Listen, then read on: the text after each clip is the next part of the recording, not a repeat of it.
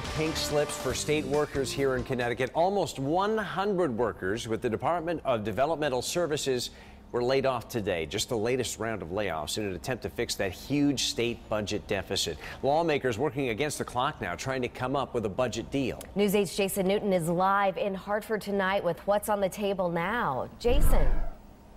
And Governor Malloy announced yesterday a few things that he's actually willing to compromise on in order to meet members of his own political party, the Democrats, and also Republicans on a budget deal. So today was filled with last-minute meetings and negotiations, something that Governor Malloy was trying to avoid. This is my challenge to you and to me.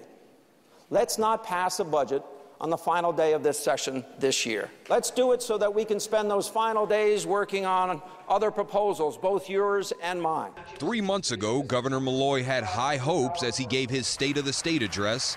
Those hopes now seem dashed as legislators are coming down to the wire, trying to work out a deal and pass a state budget. I think it's a real good faith effort by both sides to come up with a deal that can be ratified tomorrow. Lawmakers were at the Capitol until 2 a.m. Tuesday morning, only to be back bright and early the same day. A special session that will cost taxpayers more than $10,000 per day is starting to look more likely. Not because there's not the intentions on either side, just the procedural aspect of getting the bill written up and getting it before the body with some time to review it. Between the governor, Democrats, and Republicans, 3 sides are trying to come to an agreement on how to close a $960 million budget deficit looming for the next fiscal year. All this in the midst of more state worker layoffs. Word came Tuesday that nearly 100 employees received their pink slips.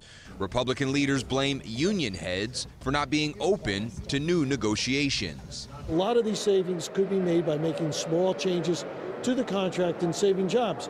But the governor can't force them. Democrats presumably can't force them, although I think they could a little bit more.